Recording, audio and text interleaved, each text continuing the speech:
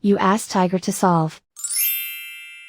This deals with linear equations with one unknown. The final result is x equals -1/3. Let's solve it step by step. Simplify the expression. Break up the fraction. Simplify the fraction. Group all constants on the right side of the equation. Subtract 7/3 from both sides. Combine the fractions. Combine the numerators. Reduce the zero numerator.